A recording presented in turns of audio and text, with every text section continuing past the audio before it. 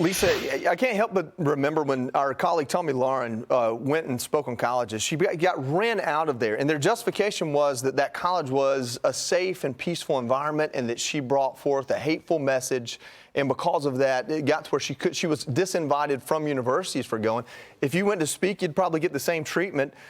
We've got a video here. This is just to explain to people what the message is. It isn't pro-Palestinian. This is literally someone holding up a sign, and if you can't read that, it says Qassam's next target. And Qassam being like the kind of the militant wing of Hamas. This is calling for murder of those Jewish supporters, protesters, I guess counter-protesters behind them. What do you make of this?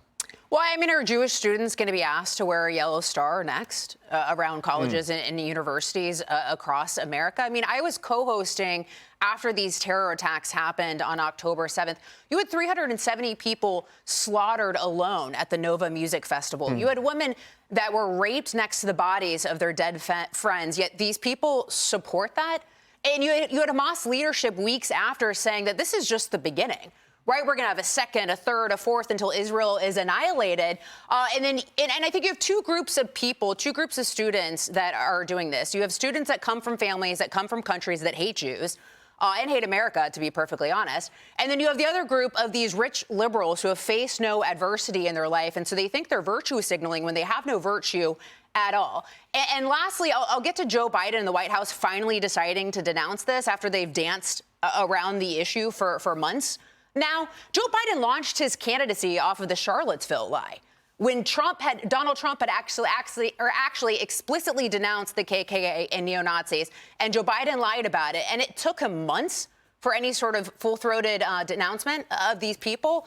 So, just shame on everyone involved in this. You people are disgusting. David, Lisa talks about Joe Biden. We saw this statement from the White House.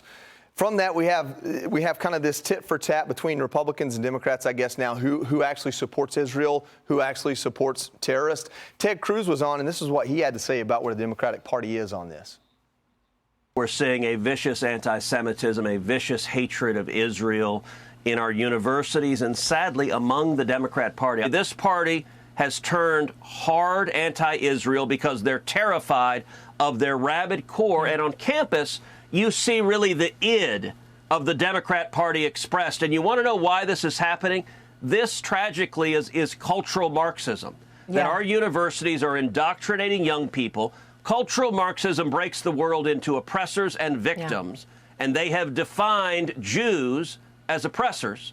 Yeah. They have defined Palestinians as victims. Sadly, it's a really ugly manifestation we're seeing on the streets of New York and across the country in universities. Yeah, I think he makes a great point. It's not just like the squad that's pro-Palestinian. It's the idea that, and I'll take oppressor and add colonizer. Right. That's something the Democrat liberal left has really indoctrinated into universities and told people that's all we are, the West. That was a great interview. I watched the entire interview. And one point that Ted Cruz also made is about Chuck Schumer, who's a New York senator, Nancy Pelosi, and others.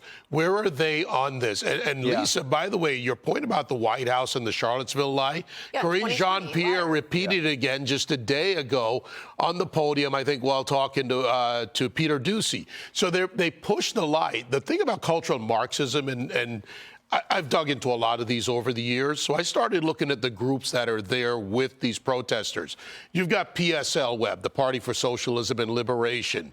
They're there on site. I've been there with, in encampments, covered them over the years. You've got RevCom, Revolutionary Communists, another group. You've got, for those of you watching, go to Marxist.com. They launched in New York about 6 weeks ago with a telecast around the country in gatherings in Dallas, other areas. They're about to launch internationally. This is RCA, Revolutionary Communist America. These are the groups that are using this as well in this energy. And in this case, the target is the Jews. But it's really this cultural Marxism mixed with a common hatred of Jews. And if you think about it, that's what's caused the deaths of more Jews worldwide than just about anything. You've got Hitler as a Nazi and communists. Alicia, even if the politics, even if this bred hatred is an after effect of what they're trying to do, to just create a victimhood among people in college, you understand what it's like to have children college age in college.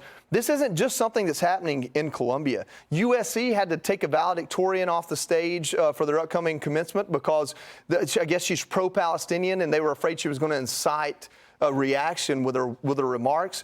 And then at Yale today, a student was stabbed in the eye that is described as a Jewish student journalist by the New York Post. And this is what she had to say after being stabbed in the eye. She said, "There's hundreds of people taunting me and waving the middle finger at me. And then this person waves a Palestinian flag in my face and jabs it in my eye. When I tried to yell and go after him, the protesters got on a line and stopped me." In the New York Post piece, it talks about how the police, in her words, told her they could not help her. That's very concerning. Well, yeah, and the lack of humanity for the people who stood between her and the cops, the people who got in line, and didn't even go to help her. There's a significant lack of humanity that I think has happened. And also, since October 7th, we've seen these protests around the country on different college campuses. Correct me if I'm wrong, but I feel like in the last 48 hours, something else has changed. It's gotten so much worse, and we're at such an inflection point where it's so dangerous that it requires more of the White House than just a statement.